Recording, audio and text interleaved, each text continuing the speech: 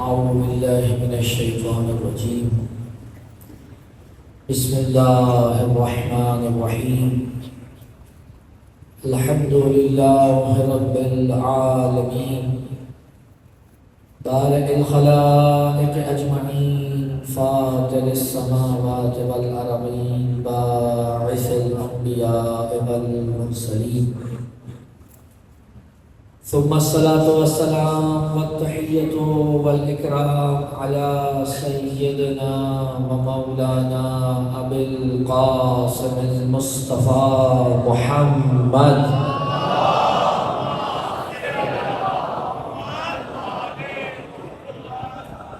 وعلى أهل البيت الطيبين الطاهرين المعصومين المظلومين المنتجبين المنتخبين، ولعنة الله على أعدائهم أجمعين من الأولين والآخرين يا رب العالمين.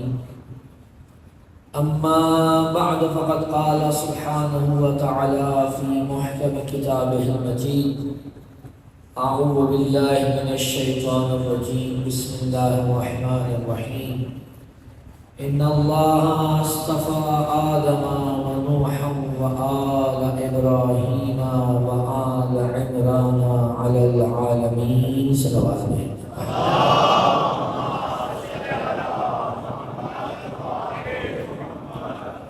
اپنی حاجات کی قبولیت کے لیے، امام وقت کے ظہور میں تعجیل کے لیے، جہاں کہیں مومنین و مومنات آباد ہیں ان کی عزت، مال، جان، آبرو کی حفاظت کے لیے جتنے مومنین نے دعا کے التماس کی ہے حاجات کی قبولیت کے لیے، اپنی اپنی حاجات کی مقبولیت کے لیے، جن مومنین نے ان مجالس میں دامِ درہم سخن قدم حصہ لیا توفیقات خیر میں اضافے کے لیے، جو علیل ہیں بالخصوص ایک مومن ابرار نامی علیل ہے، ان کی شفایابی کے لیے بآواز بلند صلوات نائب فرمائیں.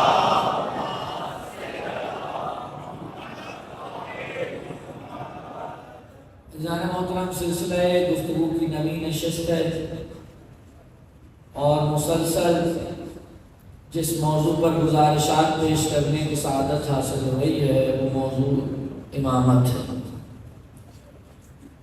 کل آپ کے سامنے عرض کیا تھا کہ دو مختلف نظریات ہیں امام کو چننے کے طریقوں کے حوالے سے. ایک نظریہ یہ کہتا ہے کہ اگر کچھ لوگ مل کر کسی کو چن لیں تو وہ امام ہے، یا جسے چنا گیا تھا جو پچھلا تھا وہ کسی کو چن لے تو امام ہے، اور اگر کوئی جیتا جاگتا صحیح سلامت امام موجود ہو اور دوسرا آ کر اس پہ قیام کر کے اسے قتل کر کے اس کی جگہ پر بیٹھ جائے تو وہ بھی امام ہے. توجہ ہے نا حضرات؟ اس کے مقابل نظریہ یہ ہے کہ امام بس وہ ہے جسے پروردگار امام بنائے، اور جس کے پاس خدا کی طرف سے نص نہ ہو، جسے خدا نے معین نہ کیا ہو، وہ ہر چیز کا قائد و رہبر ہو سکتا ہے مگر دینی امام نہیں ہو سکتا. یہ دو نظریات تھے جو کل آپ کے سامنے رکھے.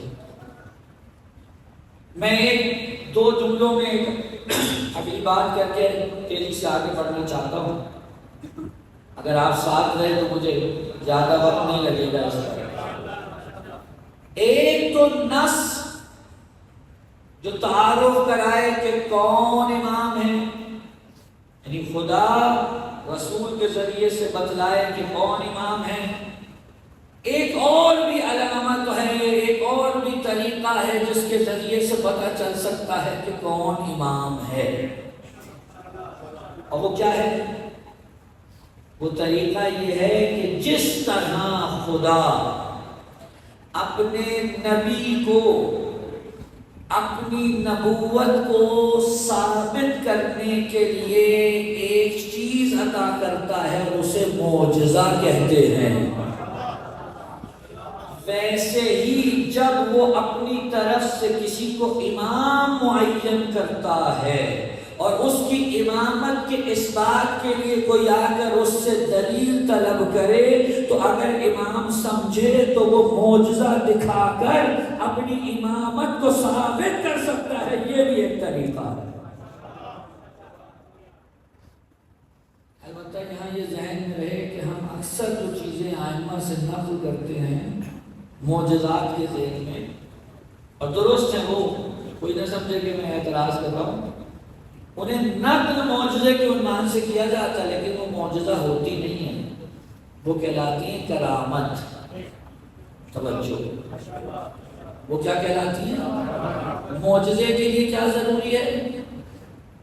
نہیں، نبوت امامت دونوں میں ہے معجزہ، لیکن ضرورت کیا ہے؟ ضروری کیا ہے؟ توجہ چاہتا ہوں، ضروری یہ ہے کہ جب کوئی معجزہ دکھائے تو اول تو وہ اپنے عہدہ اور منصب الہی کو ثابت کرنے کے لیے دکھائے، سامنے سے طلب کیا جائے اور دکھانے والا اس چیلنج کے ساتھ دکھائے کہ میں خدا کا نمائندہ ہوں اور میں تمہارے سامنے ایک ایسا عمل کر کے دکھا رہا ہوں کہ تم اس کی طاقت نہیں رکھتے، اگر تم میں طاقت ہے تو یا تو اسے توڑ کے دکھاؤ یا ایسا کر کے دکھاؤ، تب بنتا ہے معجزہ۔ معجزہ کیا ہے؟ عجز سے بنتا ہے، یعنی سامنے والے کو عاجز کر دیتا ہے۔ یہ توجہ ہے کہ نہیں ہے؟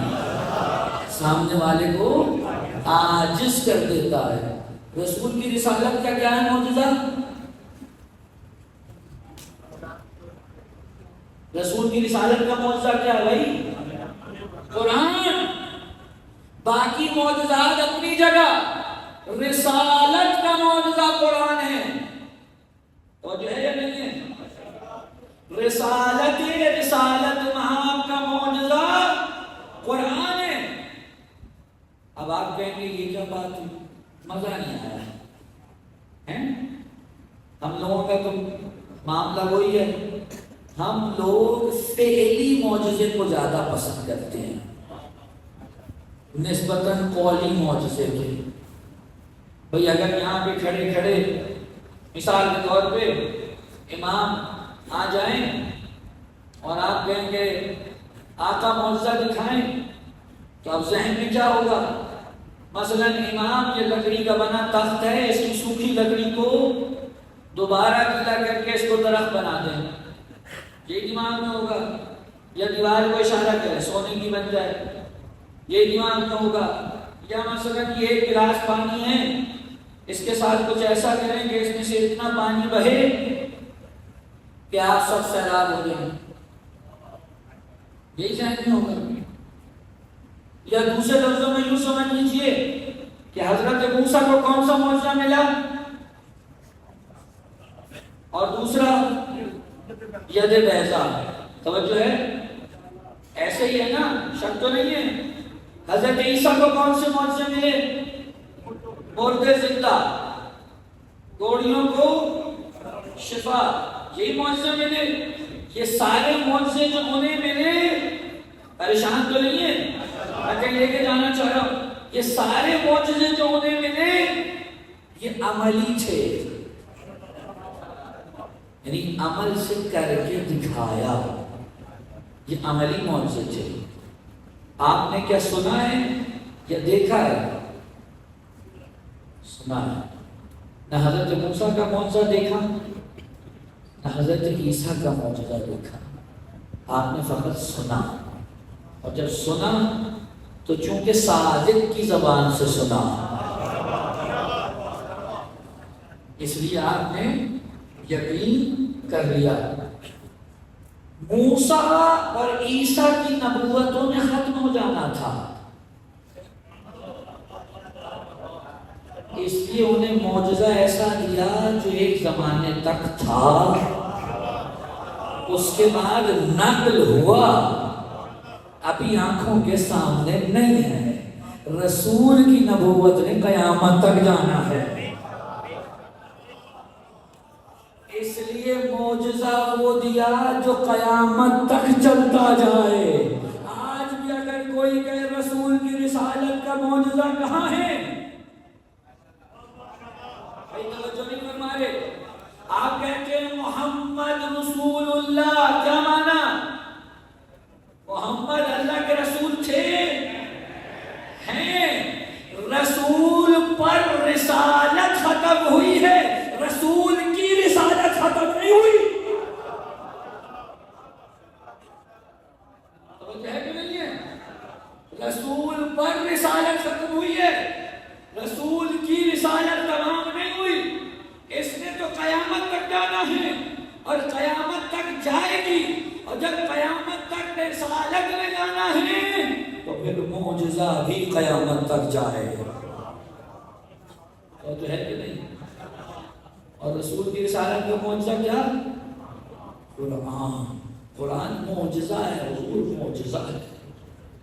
اب 2 لمحے کے لیے ہم سارے مل کے تصور کرتے ہیں کہ ہم سارے دربار فرعون میں کھڑے ہیں، سب پہنچ جائے دربار فرعون، پہنچ گئے، ہم سب کھڑے ہیں اور حضرت موسیٰ کے ہاتھ میں عصا ہے، اور حضرت موسیٰ نے چاہا کہ عصا کو پھینکے اور وہ اژدہا بنے۔ ابھی موسیٰ چاہتے ہی تھے کہ عصا پھینکیں، اتنے میں فرعون آگے بڑھا اور اس نے حضرت موسیٰ کے ہاتھ سے عصا چھین لی، اور چھیننے کے بعد اس نے اسے زمین پہ پھینکا۔ اژدہا بنے گا؟ وہی عصا ہے، وہی لکڑی ہے، وہی عصا ہے، تو کیوں نہیں بنے گا؟ معجزہ اس وقت معجزہ ہے جب معجز نما کے ہاتھ میں ہو۔ جو ہے کہ نہیں؟ معجزہ اس وقت معجزہ ہے جب معجز نما کے ہاتھ میں ہو۔ 1000 مرتبہ بھی فرعون عصا کو پھینکے وہ لکڑی ہی رہے گی، اژدہا نہیں بنے گا۔ آج مسلمانوں کے پاس قرآن ہے، قرآن ہے، معجزہ رسالت ختمی مرتبت۔ قرآن کے معجزہ ہونے میں شک نہیں ہے، لیکن یہ معجزہ اس وقت تک معجزہ رہے گا جب صاحب اعجاز سے حاصل کرو گے۔ اگر اپنے اور میرے جیسے سے لو گے تو یہ معجزہ بھی معجزہ نہیں رہے گا۔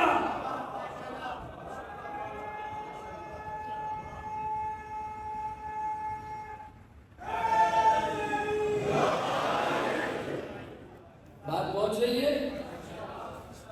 صاحب اعجاز سے قرآن لیں گے تو وہ اس کی گتھیاں سلجھائے گا۔ قرآن مجید میں آپ جانتے ہیں، پریشان تو نہیں ہے نا؟ اب اگر میری آواز کی وجہ سے آپ کی سما خراشی ہو رہی ہو تو میں معذرت خواہ ہوں، لیکن اب یہ 8 محرم ہو گئے، اس سے زیادہ یہ چل بھی نہیں سکتا تھا۔ صلوات پڑھ لیں محمد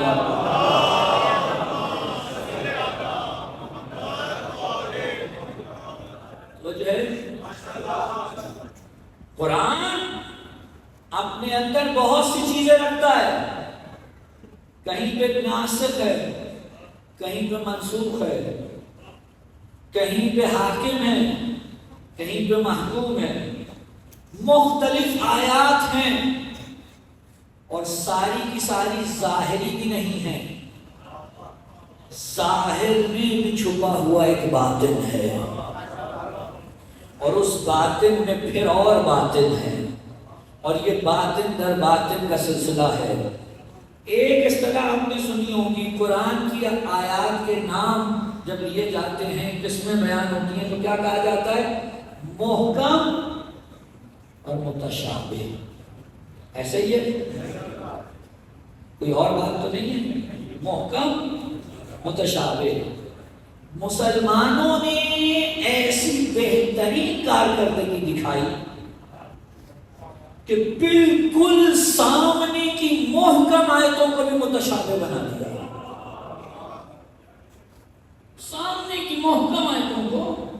متشابہ بنا دیا. اتنی بحث کی بھئی ایک آیت کی سیدھی سادھی، ایک ادھر سے صاحب نکلے یہ ہے، ادھر سے نکلے یہ ہے، ادھر سے نکلے یہ ہے، ادھر سے نکلے یہ ہے. معلوم سیدھی سی آیت اقوال کی رسہ کشی میں محکم سے متشابہ ہو گئی. کون محکم کو محکم رکھے گا اور کون متشابہ کو جانتا ہوگا کہ اسے کس محکم کی طرف پلٹانا ہے؟ کہ وہی ہو جو عالم قرآن ہو. نہیں، بات نہیں پہنچ رہی ابھی تک. حضور قرآن کب نازل ہوا ہے جی؟ یار بول لیا کریں، کوئی یہاں آپ کو نمبر تھوڑی ملیں گے ہیں جی. اچھا 23 سال کے عرصے میں نازل ہوا، یہ مطلب تو وہ کیا ہے پھر؟ بسم اللہ الرحمن الرحیم، انا انزلناہ فی لیلۃ القدر.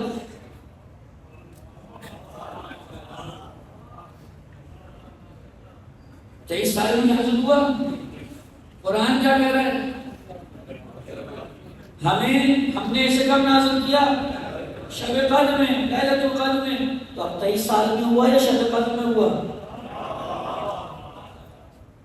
لیکن کوئی اس سے بھی انکار نہیں کر سکتا کہ 23 سال میں ہوا ہے.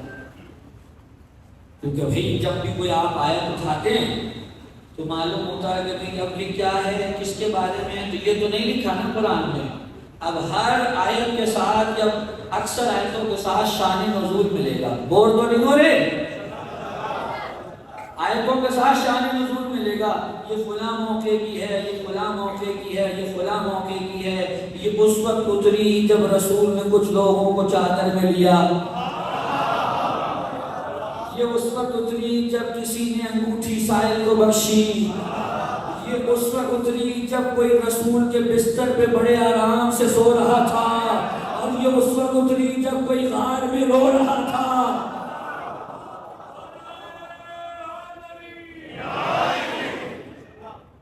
ایسے ہی ہے نا آیتوں کہ شان نزول مختلف. تو یہ خود بتا رہے ہیں کہ ایک ساتھ نہیں آئی آیتیں.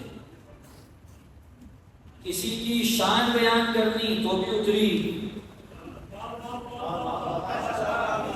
کسی کے باطن کو ظاہر کرنا ہوا تو بھی اتری، منافقوں کی خبر دینی ہوئی تو بھی اتری، مومنوں کا بتانا ہوا تو اتری. تو آیتیں تو مختلف ہوتی رہی، اترتی رہی. اور کبھی کسی نے خدا کی رضا کے لیے وجہ اللہ روزے رکھے تو اتری. تو اب یہ آیتوں کے سفر مختلف. 23 سال میں 13 سال مکے کی زندگی، 10 سال مدینے کی زندگی، مختلف آیتیں اترتی رہی. تو جب 23 سال میں اتری تو یہ قرآن کیوں کہہ رہا ہے کہ شب قدر میں نازل کیا؟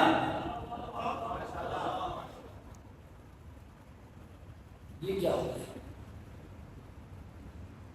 ہم قرآن سے ہاتھ اٹھا سکتے ہیں نہ اس حقیقت سے. کہاں جائیں؟ پریشان ہیں آپ؟ پریشان ہیں جی؟ نہیں، کہہ جب وہی اتری ہے تو رمضان کا مہینہ تھوڑی تو. آپ لوگ شب مبعث کب مناتے ہیں؟ ہاں بولے ہیں کب مناتے ہیں؟ 27 رجب کو. اب وہ الگ مسئلہ ہے کہ آپ کو شب برات بنانے میں لگا دیا گیا ہے. تو شب برات کا ہو یا نہ ہو بحث ابھی اس پہ نہیں، باہر چھوڑے اسے. اصل چیز یہ ہے کہ 27 رجب شب مبعث ہے. رسول مبعوث ہوئے تھے، پہلی وحی آئی تھی. توجہ ہے کہ نہیں؟ تو اب یہ جو کہہ رہے ہیں لیلۃ القدر میں نازل ہوا تو رجب کے بعد شعبان ہے، شعبان کے بعد رمضان ہے. اب آغاز کا کیا کریں؟ کہاں وہ کہاں یہ اتنے دن بیچ میں. آج بات پھنس گئی اور آج آپ کو اٹھا کے رکھوں گا. وہاں بھی اس سے ہاتھ نہیں اٹھا سکتے. یہاں بھی اس سے ہاتھ نہیں اٹھا سکتے. توجہ فرمائیں گے اللہ. ان مجالس سے میں کب سے خطاب کر رہا ہوں؟ چاند رات سے. اور چاند رات سے پہلے سے پوسٹر گردش کر رہے ہوں گے کہ فلاں صاحب نے خطاب کرنا ہے. ایسے ہی ہے آپ تک خطاب پہنچی ہوگی. تو آپ جب پوسٹر آپ نے دیکھا تو اس پر لکھا ہوا تھا کہ سید سبطین علی نقوی خطاب کریں گے.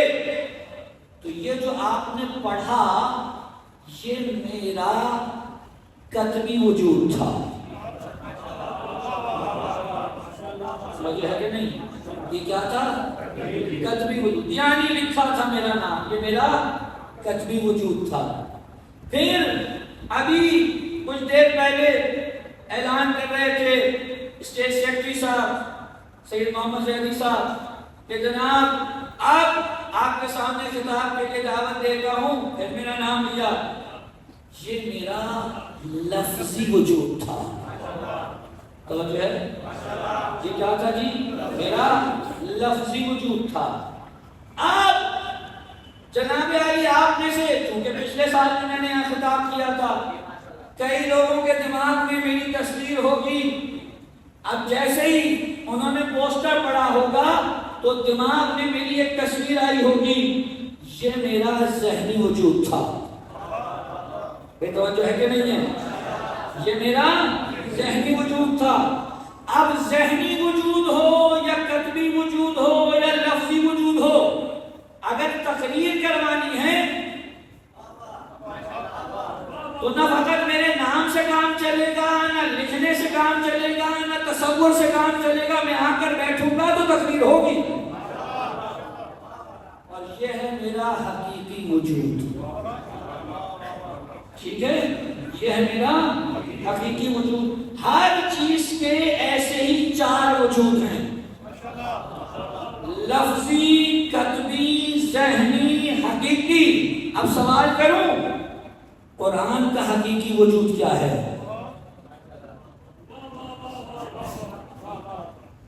یہ معلوم ہے بحث سنگین ہے، آج کے لیے سنبھال کے رکھیے. قرآن کا حقیقی وجود کیا ہے؟ آپ کہیں گے یہی ہے جس کو ہم پڑھتے ہیں. میں کہوں گا نہیں، یہ تو کتبی ہے. یہ تو کتبی ہے. آپ کہیں گے وہ جو آپ اور میں پڑھتے ہیں. میں کہوں گا نہیں، یہ تو لفظی ہے.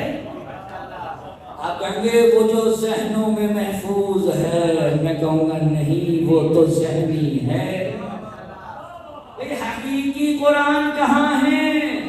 وہ جو 23 سال میں اترا وہ الفاظ قرآن تھے. وہ جو ایک شب میں اتری وہ حقیقت قرآن ہے.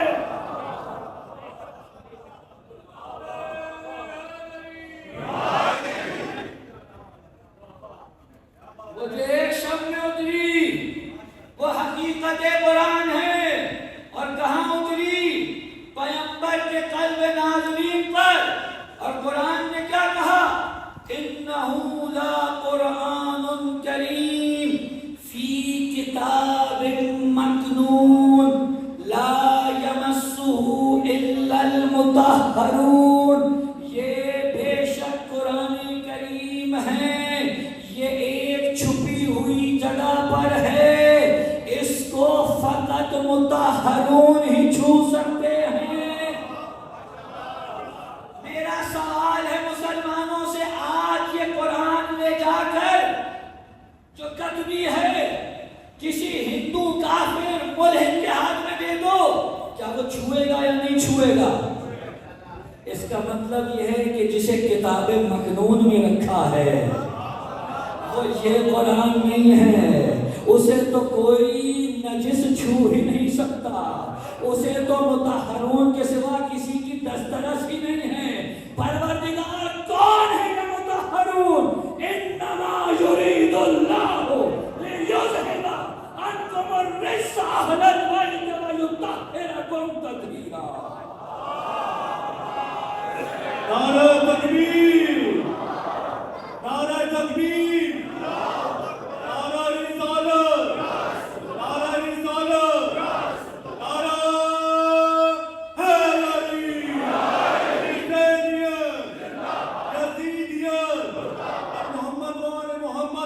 بلندر صلوات.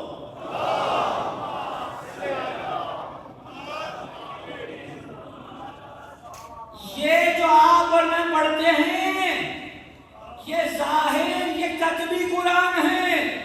حقیقت کتاب بس انہیں معلوم ہے جو مطہرون ہیں. اب اس کا باطن بس وہی جانتے ہیں. جب تک رسول زندہ تھے باطن بتانے والا تھا. جب رسول چلے گئے تو یا تو یہ مانو باطن بھی رخصت ہوا اور اگر نہیں ہوا تو اب کوئی چاہیے جو باطن بیان کرے.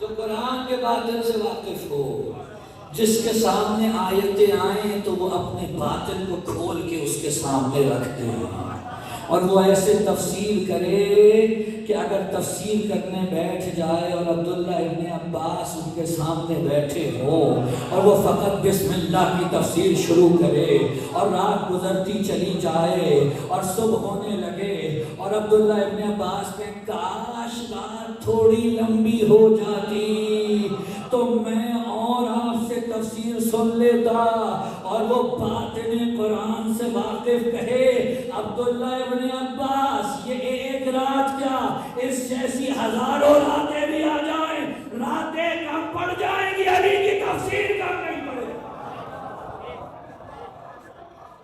اور یہ نعرہ حیدری جونیار محمد بلندر صلوات.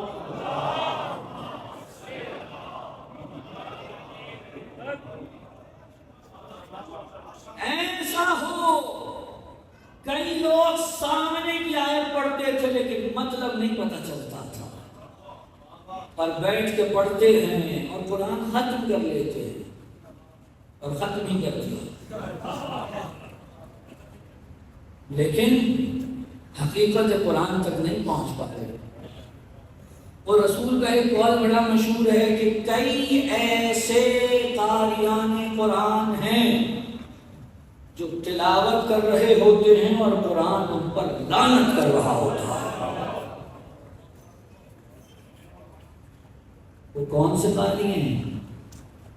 جو بس ظاہر تک رہ گئے, جن کے پاس باطن تھا ان سے اپنی بد باطنی کی وجہ سے دور رہے. وہ جو ہے نا کون ہے جو حقیقت کتاب سے واقف ہے؟ قرآن کیا کہہ رہا ہے؟ وَالَّذِي بَعَثَ فِي الْأُمِّيِّينَ رَسُولًا يَتْلُو عَلَيْهِمْ آيَاتِهِ وَيُزَكِّيهِمْ وَيُعَلِّمُهُمُ الْكِتَابَ وَالْحِكْمَةَ. رسول کا کام ہے آیتوں کی تلاوت کریں, حکمت بیان کریں, تزکیہ کریں. رسول گئے تو کون کرے گا؟ بھئی قرآن تو اپنی جگہ موجود ہے, رسول چلے گئے تو کون کرے گا؟ وہی کرے گا جسے خدا منتخب کرے, جس کے پاس حقیقت کتاب کا علم ہو, جس کے سامنے آیت آئے تو وہ آیت اپنے باطن کو ایسے کھول کے پیش کرے کہ امام کا باطن اور آیت کا باطن ایک ہو جائے. نہیں میری بات نہیں پہنچی شاید. علماء عرفان بڑا خوبصورت جملہ کہتے ہیں حقیقت قرآن اور حقیقت اہل بیت کوئی دو جدا چیزیں نہیں ہیں, حقیقت میں یہ ایک ہیں. اگر سمجھنا ہے تو یوں سمجھو, اگر قرآن انسانی صورت میں آئے تو علی بنیں گے, اگر علی کتابی صورت میں آئے تو قرآن.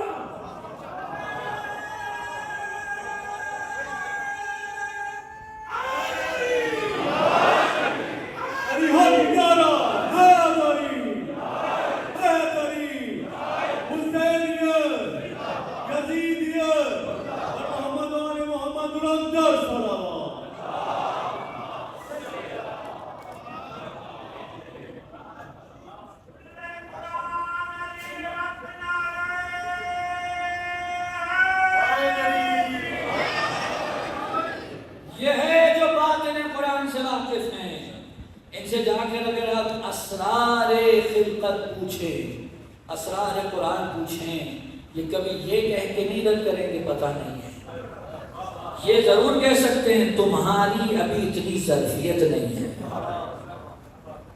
جائیے روایات اٹھائیے، عجیب روایات ہیں۔ کیا فرماتے ہیں؟ ہمارا امر، ہمارے اقوال، ہماری احادیث مشکل ہی نہیں بلکہ بہت مشکل ہیں، انہیں کوئی برداشت نہیں کر سکتا سوائے اس مومن کے جس کے دل کا خدا نے امتحان لے لیا ہو، یا وہ ملک مقرب جو قرب کی منزل پہ ہو، یا وہ نبی مرسل جسے خدا نے بھیجا ہو۔ کون کہہ رہا ہے؟ امام صاحب علیہ السلام، امام ماخر علیہ السلام۔ صعب مستصعب، ہماری حدیث مشکل ہی نہیں بلکہ بہت مشکل ہے۔ اور پھر آگے کیا کہا؟ یا نبی مرسل، یا ملک مقرب، یا وہ مومن جس کے قلب کا خدا نے ایمان کے ذریعے امتحان لے لیا ہو۔ اللہ بس یہیں تک؟ نہیں، منزل آگے بھی ہے۔ مولا کیا؟ ہمارے کچھ امور ایسے ہیں کہ جو ہمارے سوا کوئی برداشت نہیں کر سکتا، نہ نبی مرسل، نہ ملک مقرب، اور نہ وہ مومن جس کا خدا نے ایمان کے ذریعے امتحان لے لیا ہو۔ اس مقام پر فائز ہیں علی، اس مقام پر فائز ہیں اہل بیت۔ جو دنیا ہم سے آ کے کہہ رہی ہے کہ تم نے یہ کیا ماحول بنا لیا ہے کہ اللہ بنائے گا، اللہ بنائے گا، اللہ بنائے گا، ارے چونکہ ہم امامت کو بہت بلند سمجھتے ہیں اس لیے بلند سے بنواتے ہیں، اور جنہوں نے امامت کو پست سمجھا ہے وہ اپنوں سے بنواتے ہیں۔ ہم نے کبھی یہ نہیں کہا کہ امامت کا درجہ پست ہے، وہ خود اپنی پستی کا اعلان کر رہا ہے، جو پست مخلوقات سے امام کو معین کروانے کی کوشش کر رہا ہے۔ اور جب یہاں تک آپ آ گئے تو اب مجھے آگے چلنا ہے، توجہ ہے؟ آیت ترتیب میں نے پڑھ دی، کیا مطلب ہے اس کا؟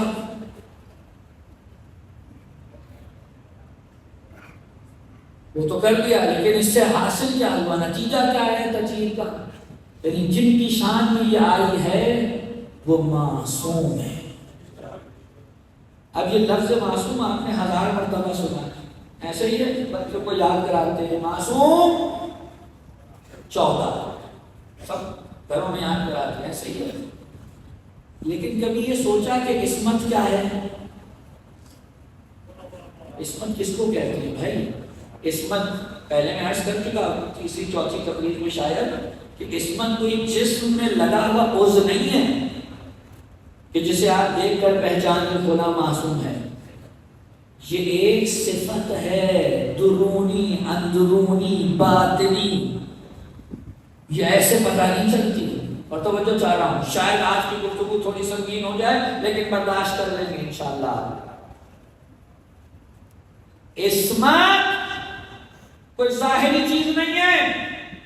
اگر ہم کہتے ہیں امام معصوم ہے تو اس کی وجہ ہے، اس کی وجہ یہ ہے کہ جب ہم نے دین نبی سے لیا تو ہم نے نبی کو بھی معصوم مانا، اور جب ہم نے دین امام سے لینا ہے تو کسی ایسے سے نہیں لیں گے جس پر شک ہو، کسی ایسے سے نہیں لیں گے جس پہ شک ہو۔ نہیں، میں آپ کو لے کے چلتا ہوں، چلیے میرے ساتھ۔ حضرت رسالت امام محمد مصطفیٰ صلی اللہ علیہ وسلم بازار مدینہ سے گزر رہے ہیں اور ایک شخص کھڑا اپنا مرکب بیچ رہا ہے، اونٹ ہے یا گھوڑا، سواری بیچ رہا ہے۔ رسول نے کہا کتنے کی دو گے؟ کہا 2 درہم کی۔ لے لیجئے، ٹھیک ہے لیکن پیسے یہاں نہیں دوں گا، میری جیب میں اس وقت نقد نہیں ہے، میرے ساتھ گھر تک چلنے کو تیار ہو، گھر جا کر وہاں سے پیسے نکال کر وہاں سے رقم نکال کے تمہیں دے دوں گا 2 درہم، منظور ہے، قبول ہے؟ جی قبول ہے۔ چل دیا ساتھ، رستے میں کوئی آ گئے اور آ کر کہنے لگے اس اونٹ بیچنے والے سے کتنے کا بیچا؟ 2 درہم۔ کہ میں 4 دیتا ہوں، مجھے بیچ دو۔ پھر گیا کہ آپ کو نہیں بیچنا، پیسے دوں گا، یہ پیسے زیادہ دینا۔ دیکھو تم مجھ سے معاملہ کر چکے ہو، اور میری شریعت کا اصول یہ ہے کہ اگر قول و قرار ہو گیا ہے، چاہے بیانہ نہ کیا ہو، چاہے ابھی رقم نہ دی ہو، لیکن اگر قول و قرار ہو گیا ہے تو تم اس معاہدے کو اس وقت تک نہیں توڑ سکتے جب تک میں رضامند نہ ہوں۔ یہ ذہن میں رکھیے گا، شاید یہ کہیں آپ کو کام بھی آ جائے۔ ہم نے تو انگریز کے قانون پڑھ لیے ہیں، اور اس کا تو قانون یہ ہے کہ بیانہ نہ ہوا تو جو چاہے مرضی کر لو۔ یہ رسول کی شریعت نہیں ہے۔ رسول کی شریعت قول و اقرار پہ چلتی ہے۔ تم خود کو دھوکہ دے سکتے ہو، خدا کو تو نہیں۔ مجھے رسول نے کہا نہیں ہو سکتا یہ جب تک میں رضامندی کا اظہار نہ کروں۔ بات ہو رہی، مجمع لگ گیا، ادھر سے ادھر سے ادھر سے، کیا ہوا کیا ہوا کیا ہوا، شور مچا۔ کہا بھائی میں نے اس سے معاہدہ کیا تھا، معاملہ ہوا تھا، اور یہ اب اونٹ بیچنے کو تیار نہیں ہے، کسی اور کو لینا چاہتا۔ اب سب آ کے کھڑے ہوئے، سب آ کے کھڑے ہوئے۔ اتنے میں حضرت خزیمہ بن ثابت رضی اللہ تعالی عنہ آئے۔ آپ ان کا تذکرہ بھی نہیں سنیں گے، کیوں؟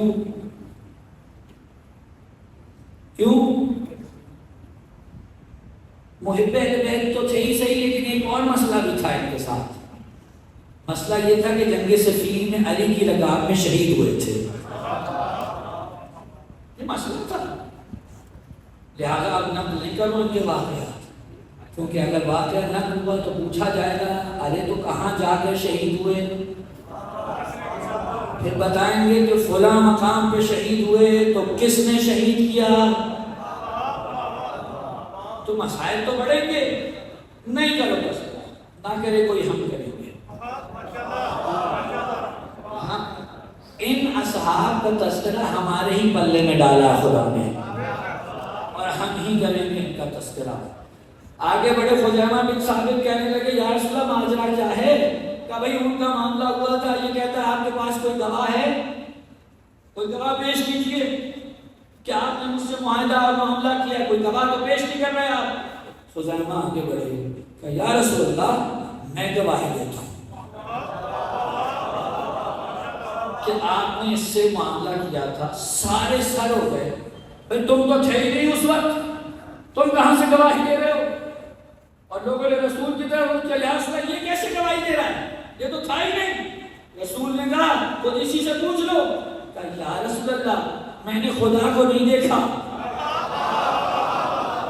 میں نے جبرائیل کو نہیں دیکھا، میں نے قرآن اترتا نہیں دیکھا، میں نے جنت نہیں دیکھی، میں نے جہنم نہیں دیکھی، میں نے پل صراط نہیں دیکھا، میں نے جنت کی نہریں نہیں دیکھی، میں نے جہنم کی گھاٹیاں نہیں دیکھی، آپ نے کہا میں نے مانا۔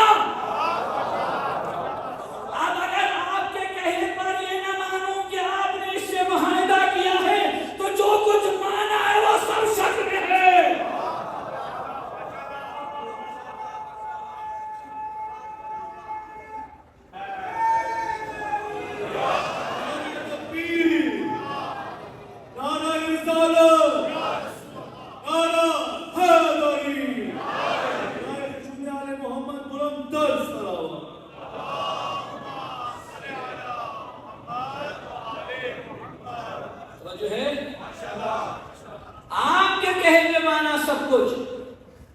جو دکھتا نہیں وہ مان لیا، اور یہ سامنے کی بات نہ مانوں۔ اب ہونا تو چاہیے تھا رسول کہتے نہیں نہیں ایسا نہیں ہو سکتا، لیکن رسول نے کہا آج کے بعد اگر خزیمہ کہیں گواہی دینے آ جائے تو اس ایک کی گواہی 2 کے برابر ہے۔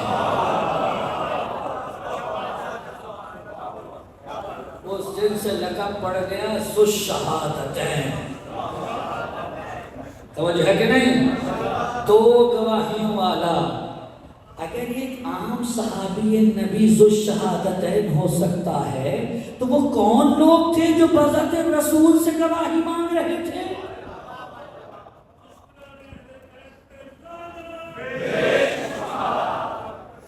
رسول کے صحابی سے دوسری گواہی نہیں مانگی جائے کہ کہیں بھی آ کر یہ کچھ کہہ دے گواہی پوری ہے. بذات رسول سے. توجہ ہے کہ نہیں؟ کہ لے کے جانا چاہ رہا ہوں. رسول جو کہتے ہیں جب تک اس پہ اعتماد نہ ہو دین کا پہیہ نہیں چل سکتا. بات رسول بھی ایسا ہی چاہیے کہ جس کی زبان سے نکلے تو ایسا ہو کہ شک نہ ہو. وہ جنہیں خود اپنے پہ یقین نہ ہو وہ کسی کو کیا یقین دیں گے. اس کے پیچھے چلو. اس یقین کامل پہ چلنے والے کے پیچھے چلو جس نے یہ جملہ کہا تھا کہ میں اس مقام پہ ہوں کہ اگر میری نگاہ کے سامنے سے سارے پردے ہٹا بھی دیے جائیں تب بھی علی کے یقین میں رتی برابر اضافہ نہیں ہوگا.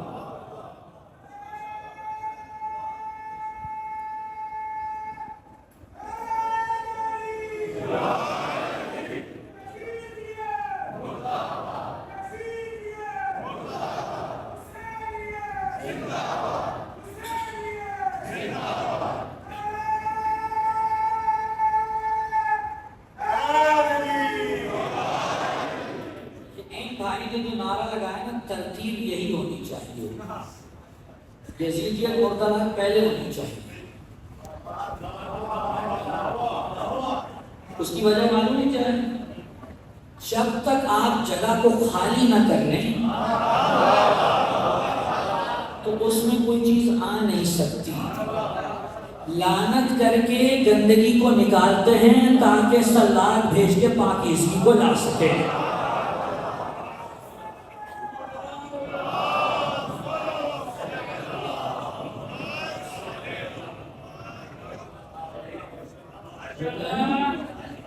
کوئی جگہ پہلے سے بھری بھی ہو تو اس میں کچھ آ نہیں سکتا. پہلے خالی کیجیے. پہلے تخلیہ ہوگا تو تحلیہ ہوگا. سلوات بھیجے محمد والا.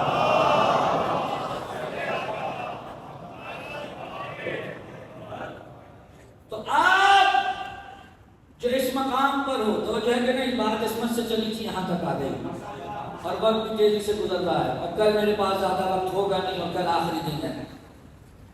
عصمت کیا ہے؟ یعنی جس سے ہم سن رہے ہیں جو سن رہے ہیں اگر اس پہ 100% یقین کرنا ہے تو لازم ہے یہ یقین ہو کہ نہ اس کے علم میں کوئی خرابی ہے نہ اس کے عمل میں کوئی خرابی ہے. کہ اگر علم میں خرابی ہے تو عمل میں خود بخود آ جائے گی. توجہ ہے کہ نہیں؟ اور اگر کسی کے عمل میں خرابی ہے اور میں دیکھوں کہ وہ مجھے تو کہتا ہے کہ یہ نہ کرو لیکن خود کیے جاتا ہے اور مجھے تو کہتا ہے کہ کرو اور خود وہ عمل انجام نہیں دیتا، اس کا مطلب یہ ہے کہ قول و فعل میں تضاد ہے. اور جہاں قول و فعل میں تضاد آئے انسان کا دل کھچنے لگتا ہے، دور ہونے لگتا ہے کہ نہیں یہ وہ مقام نہیں تھا جہاں مجھے آنا تھا. اور خدا نے اپنے دین کو محفوظ رکھنا ہے، خدا نے اپنے قرآن کو محفوظ رکھنا ہے. وہ کسی ایسے کے ہاتھ میں نہیں دے گا کہ جس پہ شک کی وجہ سے اس کا پورا دین برباد ہو جائے. کبھی کسی ایسے کو نہیں دے گا کہ جس کے اوپر شک کی وجہ سے دین پہ حرف آئے. دین خدا ایسے ہاتھ میں دے گا کہ جس پہ شک نہ ہو، اس کے عمل میں شک نہ ہو، اس کے علم میں شک نہ ہو. علم ایسا کہ علی کہیں ہم عیش العلم و موت الجہل، اہل بیت وہ ہیں جو علم کی زندگی اور جہالت کی موت ہیں، اور عمل ایسا کہ ان کے پیچھے پیچھے جو چلتا جائے وہ اسے جنت سے جا کر ملا دیتے ہیں۔ کبھی آپ نے سوچا کہ حضرت موسیٰ کا جب دور تھا اور حضرت موسیٰ کے ساتھ بنی اسرائیل جا رہے تھے تو آگے آگے موسیٰ تھے اور پیچھے پیچھے بنی اسرائیل، اور سامنے پانی آ گیا اور پیچھے فرعون کا لشکر۔ خدا نے حکم دیا کہ اے موسیٰ پانی میں عصا مارو تاکہ یہ پھٹ جائے اور تم نکل جاؤ، اور یہاں حضرت موسیٰ کے لشکر کے آخری فرد نے اس جگہ سے پیر نکالا جو پانی کی تھی، اور وہاں فرعون کے لشکر کے آخری شخص نے اس جگہ پہ پیر ڈالا جو پانی کی تھی، اور اب حکم دیا کہ دوبارہ عصا مارو تاکہ یہ بند ہو جائے۔ سوال یہ ہے کہ جو موسیٰ کے ساتھ جا رہے تھے کیا سارے ہی ولی اللہ تھے؟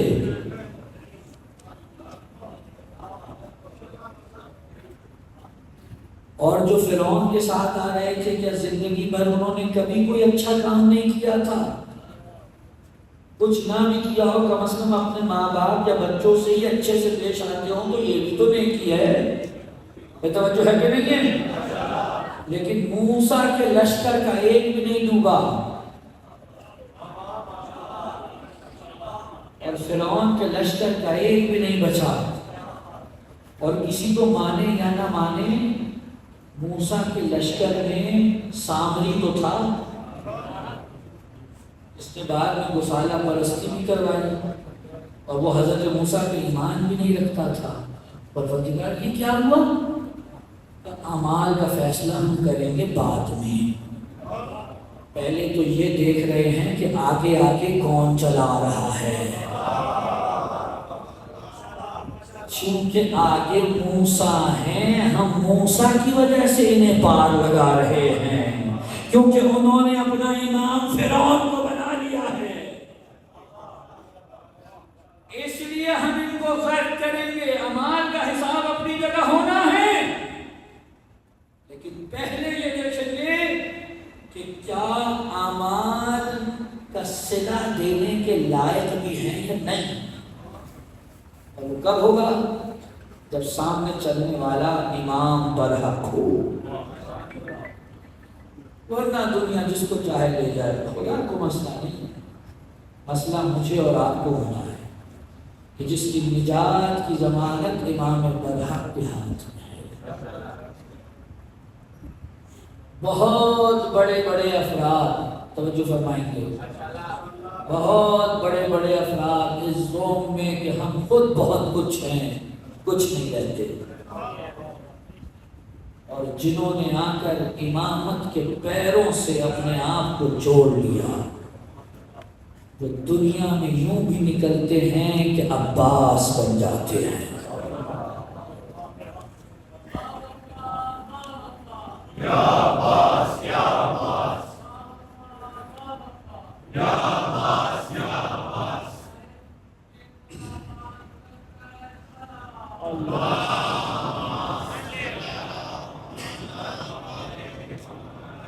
وہ جو ہے یوں بھی نکلتے۔ کوئی نہ سمجھے عباس کا مقام اس لیے بلند ہے کہ وہ علی کے بیٹے ہیں فقط، کوئی نہ سمجھے عباس کا مقام اس لیے بلند ہے کہ ام البنین کی تربیت ہے فقط، نہیں۔ اگر فقط علی اور ام البنین کی تربیت کی بات ہو تو تین اور بھی بھائی ہیں عباس کے، لیکن عباس ایک ہی ہے۔ توجہ فرما رہے ہیں؟ یہ ساری گفتگو کا خلاصہ ہے کہ اگر کوئی صحیح معنوں میں امام وقت کے ساتھ متصل ہو جائے تو وہ کیا بنتا ہے؟ وہ عباس بنتا ہے۔ کوئی نہ یہ سمجھے کہ عباس کو جو مناقب ملے وہ فقط علی کے خون کی وجہ سے ملے ہیں. علی کے تو کتنے بیٹے تھے؟ حسن و حسین کو چھوڑ دیجئے کہ وہ معصوم ہیں باقی، لیکن عباس ایک ہیں، باقی بیٹے ایک طرف، عباس ایک طرف. کیوں؟ سوال ہے کیوں؟ کبھی دماغ میں آنا چاہیے. اور یہ جواب میرے مولا امام جعفر صادق علیہ السلام کا تھا.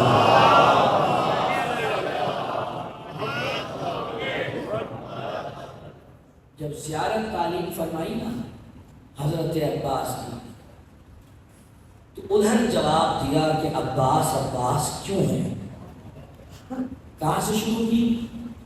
السلام علیک ایھا العبد الصالح، اے عبد صالح تجھ پہ سلام. یہ کوئی چھوٹی بات نہیں ہے. آپ تشہد میں رسالت سے پہلے عبودیت کی گواہی دیتے ہیں. جب رسول معراج پہ گئے تو قرآن نے یہ نہیں کہا کہ پاک ہے وہ ذات جو اپنے رسول کو لے گئی. قرآن نے کیا کہا؟ سبحان الذی اسری بعبدہ، پاک ہے وہ ذات جو راتوں رات اپنے عبد کو لے گئی. یہ عبودیت کو چھوٹا درجہ نہیں ہے. آپ کہیں گے جناب یہ کون سا بڑا درجہ ہے؟ میں بھی عبد ہوں. کہ آپ ہیں نا سارے؟ کس کے؟ اللہ کے سارے عبد ہیں. ہم بھی عبد ہیں، رسول بھی عبد ہیں، سارے ہی عبد ہیں. کیا فرق ہے؟ فرق ہے میں خدا سے کہتا رہوں میں تیرا عبد ہوں، یہ اور ہے، اور خدا کہے کہ یہ میرا عبد ہے، یہ اور ہے.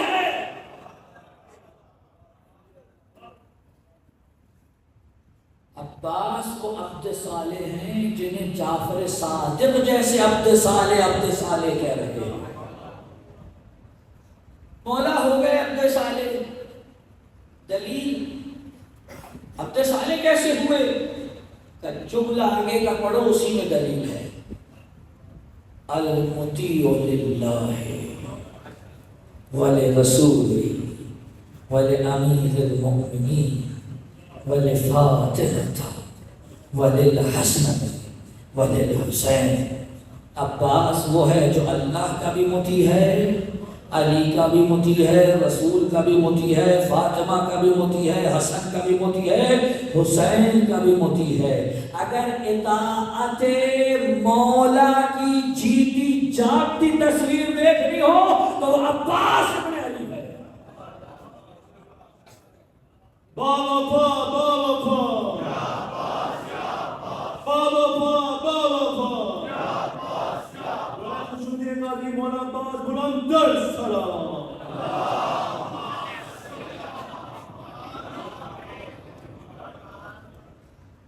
آپ کو خدا نے حکم دیا نماز پڑھو، روزہ رکھو، یہ کام کرو، یہ کام نہ کرو. صبح ہی کی نماز کو لے لیجئے.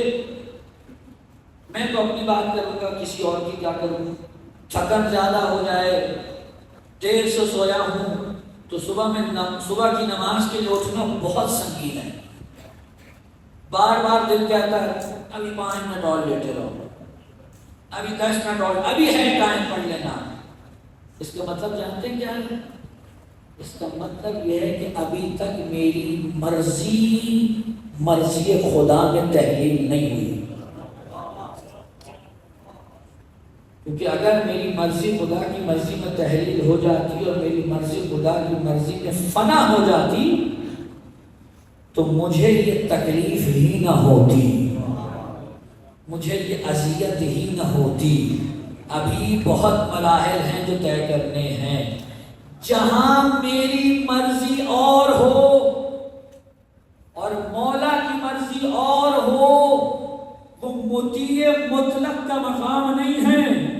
اور جہاں مرضی مولا میں تحلیل ہو جائے وہ مقام وہ ہے جہاں اپنی مرضی کچھ نہیں ہے، بس جو مولا نے کہا ہے وہ ہونا ہے. عباس کی اپنی مرضی ہے ہی نہیں. جو حسین کے لبوں سے نکل گیا عباس کی وہی مرضی ہے، جو حسن کے لبوں سے نکل گیا عباس کی وہ مرضی ہے۔ کس مقام پہ فائز ہیں عباس؟ ایسے ہی نہیں ائمہ اتنا احترام کرتے عباس کا۔ امام سجاد کہتے ہیں قیامت کے دن دنیا کو معلوم ہوگا میرے چچا عباس کا کیا مقام ہے۔ تمام شہداء عباس پہ فخر کریں گے اور کو چاہیں گے، ان کی خواہش ہوگی ہم کسی طرح سے عباس کے درجے میں چلے جائیں۔ وہ چھوٹا مقام ہے کہ انہیں دو پر دیے، ان کے دو بازوؤں کے بدلے ان کے ذریعے وہ جنت کے جس درجے میں چاہیں پرواز کریں، کیونکہ چھوٹے مقامات نہیں ہیں عباس کے۔ باب الحوائج عباس، آج باب الحوائج کا تذکرہ، پروردگار سب گودیوں کو بھر کے بھیجے۔ کبھی سوچئے تو صحیح عباس باب الحوائج کیوں ہوئے؟ باب الحوائج یعنی حاجتوں کا دروازہ، جس دروازے سے حاجتیں ملیں۔ جانتے ہیں عباس باب الحوائج کیوں ہیں؟ کیونکہ عباس باب الحسین ہے، عباس حسین کا دروازہ ہے، اس لیے باب الحوائج ہے۔ آیت اللہ کلباسی خصائص عباسیہ میں ایک جملہ لکھتے ہیں، اگر محسوس کر سکیں تو اسی میں سارے مسائل ہو جائیں گے۔ کہتے ہیں آخری وقت عباس کی بس ایک ہی خواہش تھی کہ کسی طریقے سے یہ پانی خیموں میں پہنچ جائے، لیکن عباس کی یہ خواہش پوری نہ ہو سکی۔ لیکن اتنی خلوص پہ مبنی تھی یہ خواہش کہ پروردگار نے کہا عباس تمہارے اس خلوص خواہش کو دیکھتے ہوئے اب ہم اعلان کرتے ہیں قیامت تک جسے حاجت چاہیے ہوگی تم سے ملے گی۔ جب سب چلے گئے نا ہزاروں، اور اب عباس کے سینے میں دم گھٹنے لگا تو آئے گا آقا لڑنے کی نہیں تو مرنے کی اجازت دیتے۔ اور حسین بار بار کہتے ہیں بھیا کیسے اجازت دے دوں، تم تو میری فوج کے سپاہ سالار ہو، تم میری فوج کے علم بردار ہو۔ اور عباس کیا کہتے ہیں آقا کو فوج رہی کہاں جس کا میں علمدار ہوں۔ قاسم چلے گئے، اونو محمد چلے گئے، حبیب چلے گئے، ہور چلے گئے، سب تو کٹ گئے، فوج کہاں رہی؟ کہ بھائی تجھے کیسے اجازت دوں، تو میری کمر کا زور ہے۔ اللہ تعالیٰ میں نے ایک روایت پڑھی ہے، رک جائے سن لیجیے۔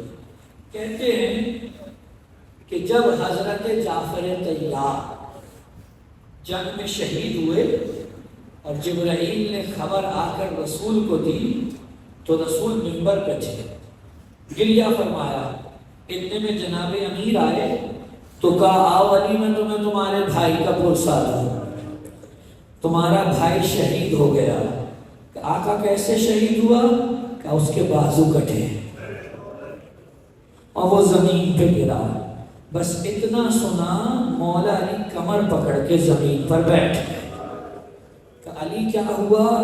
کہ آقا بھائی کمر کا زور ہوتا ہے،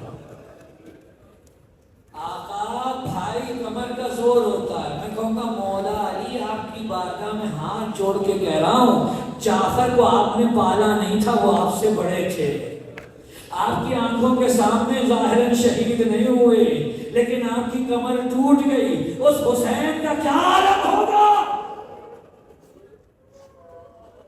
اجرکم عزدارو تم میری کمر کا زور و عباس کیسے اجازت دے دوں؟ روتے ہوئے خیمہ حسینی سے باہر نکلے۔ جیسے ہی باہر نکلے نا کانوں سے ایک آواز ٹکرائی، العطش العطش، ہائے پیاس مارے ڈالتی ہے۔ عباس صدا کے پیچھے پیچھے جو چلے تو ایک خیمے میں پہنچے، کیا دیکھا؟ جس جگہ پر 3 دن پہلے پانی کے مشکیزیں موجود تھے، بچے کبھی اپنا سینہ لگاتے ہیں، کبھی اپنے رخسار لگاتے ہیں، شاید کوئی ٹھنڈک مل جائے۔ عزادارو، عباس رونے لگے، ابھی پلٹنا ہی چاہتے تھے، ایک بچی آ کر پیروں سے لپٹی۔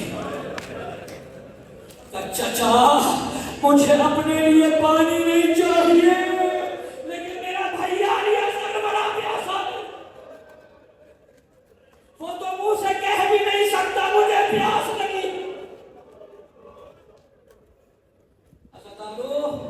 عباس کو جیسے جینے کی کوئی امید ملی، جھکے عباس، گردن میں مشکیزہ ڈال دیا، اور اب ایک مرتبہ گود میں لیا حسین کے خیمے میں۔ حسین نے دیکھا کہ ٹھیک ہے عباس، جاؤ پانی لے کر آؤ، لیکن ساتھ میں کیا کہا؟ انا للہ۔ عزادارو، عباس گھوڑے پہ بیٹھے مقتل کی طرف چلے اور اب اعلان کرتے جا رہے ہیں، دیکھو میں اپنے دین کا دفاع کرنا جانتا ہوں، میرے دین کا نام حسین ہے، میں اپنے امام کا دفاع کرتا رہوں گا، اور دیکھو جتنے تیر برسانے ہیں مجھ پہ برسا دو، لیکن میں اپنے آقا کا دفاع کرتا رہوں گا۔ لڑتے ہوئے ایک مرتبہ فرات میں داخل ہوئے، اور داخل ہو کر اپنے اسب وفادار سے کہا، اے میرے گھوڑے، تو بھی تو پیاسا ہے، پانی پی لے۔ لیکن اس نے بے زبانی میں کہا، آقا میں وفادار کا گھوڑا ہوں، جب حسین کے بچے پیاسے ہیں تو میں کیسے پانی پیوں؟ گھوڑے نے پانی میں منہ نہیں ڈالا۔ عزادارو، حسین عباس اترے گھوڑے سے، مشکیزے کا منہ کھولا، پانی بھرا، اور اب عباس نے مشکیزہ اپنے کاندھے پہ لیا اور گھوڑے پہ بیٹھ کر جا رہے ہیں، اور ایک جملہ کہتے جا رہے ہیں، اے گھوڑے جلدی چل، مجھے پانی خیمے میں پہنچانا ہے۔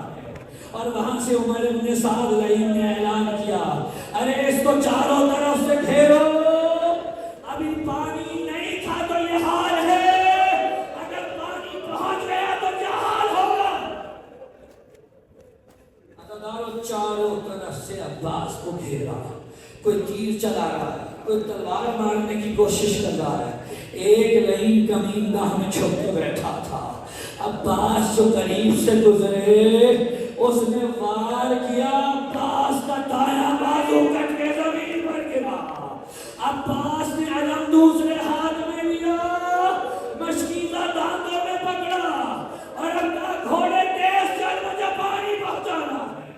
عزادارو، ابراہیم نے دوسرا وار کیا، عباس کا دوسرا بازو قلم ہوا، علم ٹھنڈا ہوا، عباس نے مشکیزے کو گھوڑے کی سیٹ میں رکھا، کہے گھوڑے تیز چل۔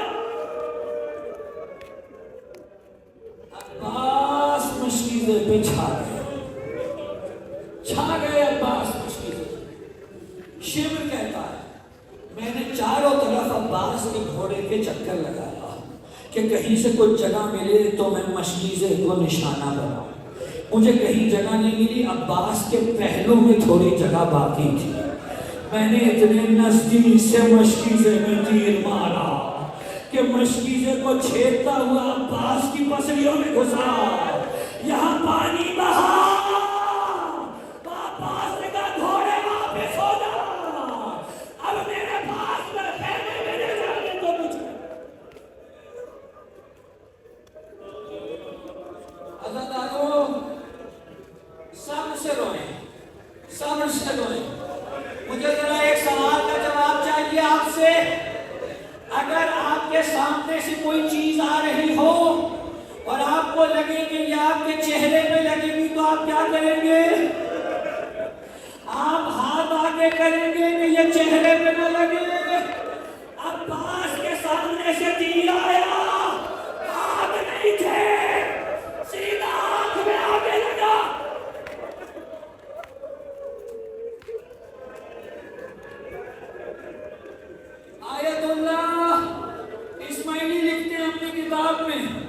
الرحمہ میں سنیے گا، کہتے ہیں کربلا میں ایک خطیب حضرت عباس کی مصیبت کا تذکرہ کر رہا تھا، اور اس نے کہا عباس کی آنکھ میں ایک سنسناتا ہوا تیر آ کے لگا۔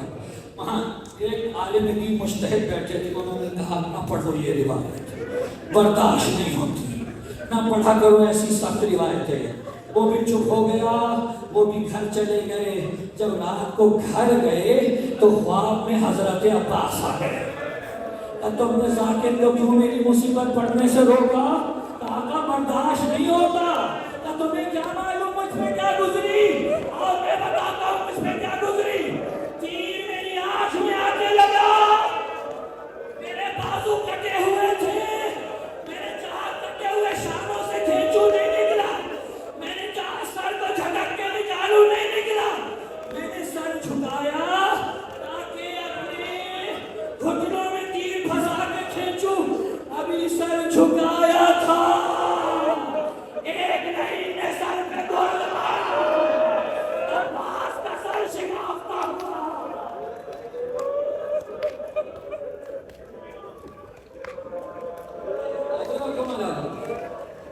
عباس کا سر شکافتا ہوا۔ اب عباس سے زین پہ نہیں سمجھا گیا، عباس زین سے زمین پہ آئے۔ عزادارو جانتے ہیں جب حضرت ام المنین کو بشیر نے بتایا نا کہ آپ کا بیٹا شہید ہوا، تو پوچھا کس طرح شہید ہوا بتا؟ کہ آپ کا بیٹا اس لیے شہید ہوا کہ اس کے سر پہ گرز مارا تھا۔ عزادارو جیسے ہی سنا نا ام المنین نے کہا نہیں میں تو نہیں مان سکتی، کوئی میرے عباس کے اتنا نزدیک آ جائے کہ سر پہ گرز مارے۔ تو آقا زادی جب گرز لگا بازو نہیں تھے، بس یہ سنا زمین پر بیٹھ گئی۔ کہا جب بھی کوئی گرتا ہے بازو کا سہارا لیتا ہے کہ میرا بچہ گرا ہوگا۔ سینے میں جتنے تیر تھے زمین پر گرنے کی وجہ سے مجھ سے باہر نکل گئے۔ آواز دی آقا عباس کا آخری سلام، اور وہاں حسین نے کمر تھامی اور کہا الان کسر ظہری، عباس ہماری کمر ٹوٹ گئی۔ عباس کے لاشے پہ حسین پہنچے، جوان بھائی ایڑیاں رگڑ رہا ہے، پورے جسم میں تیر ہی تیر ہیں، خون ہے جو ہر زخم سے رس رہا ہے۔ ایک مرتبہ بغیر آواز دیے حسین نے عباس کا سر اٹھایا، اپنی آغوش میں رکھا۔ عباس کو محسوس ہوا سر ہے کسی کی آغوش میں، فوراً جھٹک کے زمین پہ منتقل کیا۔ کہا تو شاید یہ ہو گیا آقا، آپ آقا ہیں یہ غلام کا سر ہے، لیکن حقیقت تو کچھ یوں بھی ہے کہ عباس دیکھ رہے تھے ابھی تو میرے آقا نے میرا سر آغوش میں رکھ لیا، ابھی کچھ دیر بعد یہ کربلا کی زمین میرے آقا کا جنازہ۔ عزادارو حسین نے سر رکھا آغوش میں، کہا بھیا کوئی خواہش؟ آقا عباس بازوں سے مجبور ہو گیا، جب دنیا میں پہلی دن آنکھ کھولی تھی سب سے پہلے آپ کا چہرہ دیکھا تھا، چاہتا ہوں آخری دیدار بھی آپ ہی کا ہو۔ عباس بازوں سے لاچار ہو گیا، ایک آنکھ میں تیر ہے، دوسرے میں خون جمع ہے، ذرا خون صاف کیجیے آپ کے چہرے کا دیدار ہو جائے۔ حسین نے خون صاف کیا، بھائی نے بھائی کو آنکھ بھر کے دیکھا۔ عباس کوئی اور خواہش؟ آقا بس میرا لاشا خیمے میں نہ لے جانا، میں وعدہ کر کے آیا تھا پانی لاؤں گا۔ حضرت اللہ عزادارو ابھی بات ہو رہی تھی اور بھائی کی آغوش میں بھائی کا دم نکل گیا۔ آپ جانتے ہیں کربلا میں 4 مقام ایسے ہیں جہاں حسین بہت روئے، اور عباس کے لاشے پہ کھڑے ہو کر حسین اتنا زور کر روئے، ایسی چیخیں مار مار کر روئے کہ لشکر یزید نے آوازیں سنیں کہ حسین نے کیا کہا، سنیں حسین نے کیا کہا۔ کہ بھیا عباس آج تک جو تیری وجہ سے سوتے نہیں تھے نا، اب وہ آرام سے سوئیں گے، اور جو تیری وجہ سے سو جاتے تھے وہ سوئیں گے نہیں۔ اداکاروں، عباس کا نام اٹھایا حسین، خون میں غلطہ کیا، ابھی رک جائیے، خون میں غلطہ کیا اور لے کر چلے، اور جب خیموں کے نزدیک علم پہنچا نا، بچی نے علم آتا دیکھا تو بچہ آ گیا تو پانی لے آیا، لیکن جب علم آیا تو دیکھا علم تھا، علمدار نہیں تھا۔ آخری جملے سن لیجیے گا، علمدار نہیں تھا۔ بڑے بہن ہوئے، واپس آئے۔ کربلا کی تاریخ ہے عزیزانو، جب بھی کسی کا لاشا یا خبر آتی تھی اس کے نام کے بین ہوتے تھے۔ جب قاسم کا لاشا آیا واہ حسنہ کے بین ہوئے، جب علی اکبر کا لاشا آیا واہ محمد واہ علی اکبرہ کے بین ہوئے، جب حسین کا خبر آئی تو واہ حسینہ کے بین ہوئے۔ لیکن یہ سب چلتا رہا جب تک شام غریبہ نہیں آئی تھی۔ شام غریبہ آئی، بیویوں کے سروں سے چادریں چھلنا شروع ہوئی، ساری بیویوں کا ایک ہی آواز تھی، واپس آ، لاحجاب آ، عباس، ہمارے پردے چھن گئے۔